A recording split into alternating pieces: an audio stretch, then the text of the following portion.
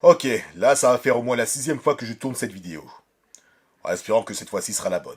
Salut à tous. Bienvenue dans cette toute nouvelle vidéo consacrée à l'un des films les plus attendus de l'année. À savoir Dune 2021. Dune, c'est avant tout une œuvre littéraire de science-fiction écrite par Frank Herbert et qui a déjà connu des adaptations sur le petit comme sur le grand écran.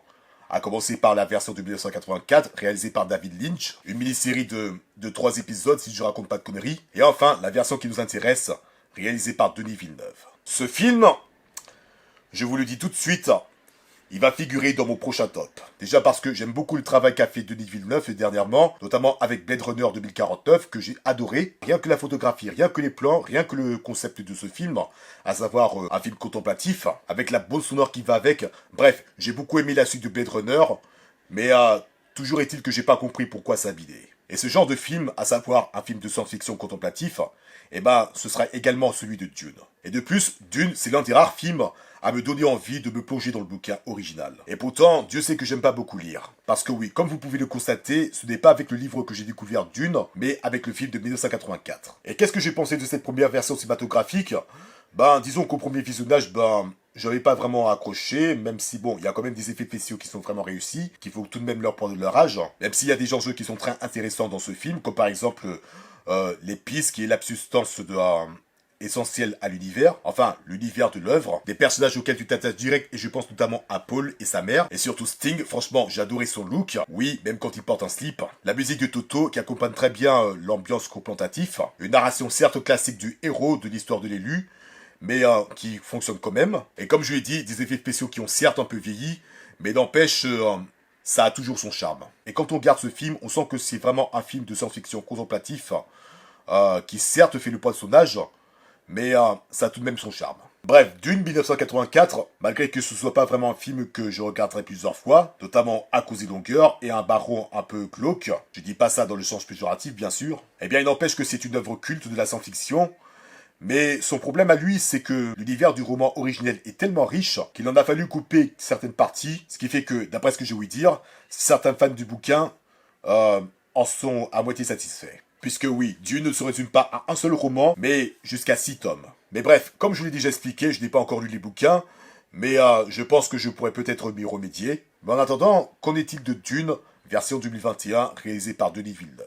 Alors ce qu'il faut savoir en premier lieu, c'est que cette nouvelle version couvre seulement la première partie du premier tome. Ce qui, premièrement, est déjà une bonne chose parce que ça te permet d'enrichir un peu l'univers de Dune, cinématographiquement. Ça permet de prendre le temps de développer l'histoire, les personnages, les enjeux qu'il y a eu autour, même si, bon, ce n'est pas vraiment très exploité de ce côté-là. Mais je pense que ce sera le cas pour la deuxième partie, si deuxième partie il y a. Certes, le pari est risqué, mais si jamais le film réussit à cartonner au box-office, eh ben soyez-en sûrs que la seconde partie se fera. Et pourquoi est-ce que c'est important de souligner que Dune est en fait divisé en 2 parties? Bah déjà, pour toutes les raisons que j'avais déjà évoquées avant, et de plus, ça permet à certains spectateurs de savoir dans quoi est-ce qu'ils mettent les pieds. Parce que oui, dans la tête de certains, ça va être encore un film qui couvre tout l'intégral du film, à condition bien entendu de zapper certains détails de l'œuvre originale, ce qui est carrément impossible parce que déjà, condenser tout ça en 2 heures, bonne chance, sans zapper certains détails de l'œuvre originale, et de plus, ce serait comme si c'était une copie conforme du premier film. Et bien évidemment, ce n'était pas l'intention de la production, à commencer par Denis Villeneuve, qui veut absolument que son film soit le plus fidèle possible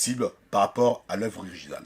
Enfin bref, pour toutes les raisons que je vous évoquais, ce film est partagé en 2 parties, et pour moi, c'est déjà un bon point. Et conformément au film de 1984, il s'agit d'un film contemplatif. Alors oui, bien sûr, il y a eu des fusillades, il y a eu des guerres, il y a eu des combats épiques, mais c'est avant tout un film où tu regardes des plans, des très beaux plans d'ailleurs, ne serait-ce que pour ces plans magnifiques, comme si tu regardais je sais pas, un paysage, tu te demandes si le film en lui-même est une véritable œuvre d'art pictural. Les plans dans le désert sont vraiment magnifiques, les couleurs sont la plupart du temps ternes, mais ça retranscrit très bien l'intérieur de, des édifices. Je pense notamment à la forteresse de la base militaire de Atréide. On est certes pas face à un Blade Runner qui lui est beaucoup plus coloré, mais la photographie est magnifique, tel que je me demande si ce n'était pas le même directeur de la photographie que Blade Runner 2049. Et après vérification sur Wikipédia, non, ce n'est pas le même homme.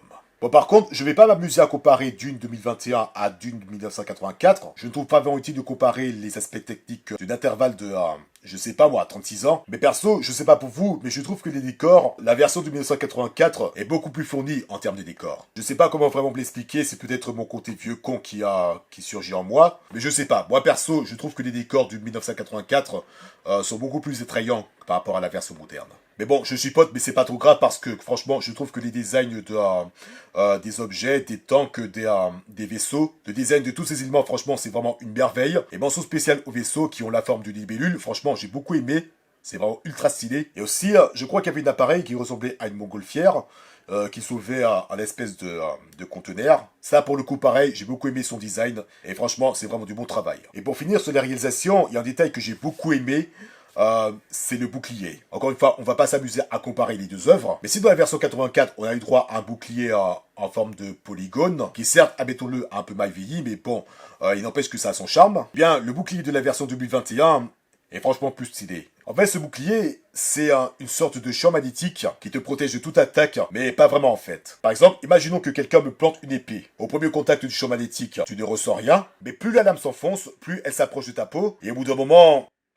Bref, la subtilité du bouclier en soi, j'ai trouvé ça super. Rapidement de la musique, je pense qu'on a tous reconnu la patte de Hans Zimmer. En plus de son style habituel, on retrouve également quelques sonorités orientales, puisque la seconde moitié du film se passe dans le désert. Elle accentue facilement l'ambiance générale du film. Même si on va pas se mentir, il y a des fois aussi un peu trop bruyant. Le volume est vraiment trop fort, et pourtant, je me rappelle pas d'être dans une salle où il y a de l'IMAX. Mais voilà, sans dire que j'ai vraiment adoré la musique de Hans Zimmer, il n'empêche que la musique est vraiment réussie. Et encore une fois, ça aide pour l'immersion dans ce film.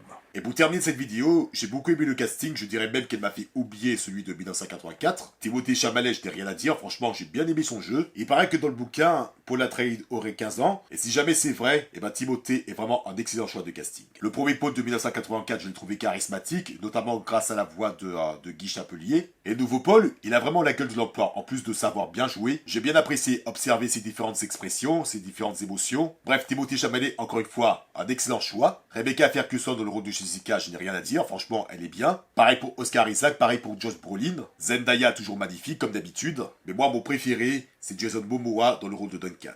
Je sais pas pour vous, mais pour moi, il a plus la gueule du mentor de Paul plutôt que le Duncan de 1984. Déjà que j'ai apprécié l'acteur dans le rôle d'Aquaman, mais là, dans Dune, franchement, je trouve qu'il a vraiment sa place au sein de ce film. Par contre, par respect pour ceux qui n'ont pas encore lu l'histoire, ni avoir vu le film de 1984, je ne vais pas pouvoir dire davantage sur lui, mais disons que toutes les fois où il apparaît, tu l'écoutes échanger des répliques avec Timothée Chalamet, tu le regardes se battre, et certes, c'est un personnage secondaire, mais pourtant, j'aime beaucoup cet acteur. Et bien entendu, on n'oublie pas le baron qui, pour le coup, ici, est beaucoup plus stylé par rapport à la première version cinématographique. Parce qu'à un moment du film, tu le vois s'élever dans les airs, et tu vois sa longue robe qui descend jusqu'au sol, qui te donne vraiment une impression de supériorité. Bref, grâce à ce plan, j'ai réussi à apprécier le nouveau style du baron. Une chose que je regrette par contre, histoire de chipoter un peu, il y a des combats en soi qui sont bien foutus, la photographie des batailles, je n'ai rien à dire, mais c'est vraiment dommage que les effets de sang et les effets de violence sont un peu trop édulcorés. Alors bien sûr, Dune 2021 se veut tout public, il y a quand même un peu de sang qui se répand, mais il y a des moments où les combats,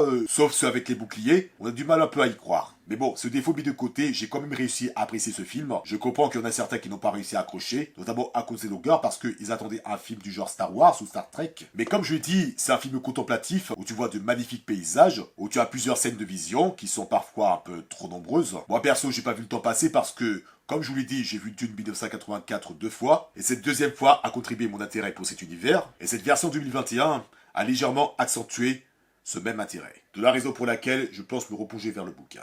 Bref, verdict, une excellente nouvelle version qui n'a absolument rien à envier, du moins je trouve, à la version de 1984. Voilà mes amis, c'est tout ce que je peux vous dire au sujet de Dune 2021. Donc j'espère que ça vous a plu. Comme d'habitude, abonnez-vous, likez, partagez, dites-moi ce que vous en avez pensé dans les commentaires. Suivez-moi également sur Instagram, et on se retrouve très vite pour une nouvelle vidéo, et d'ici là, portez-vous bien. Ciao.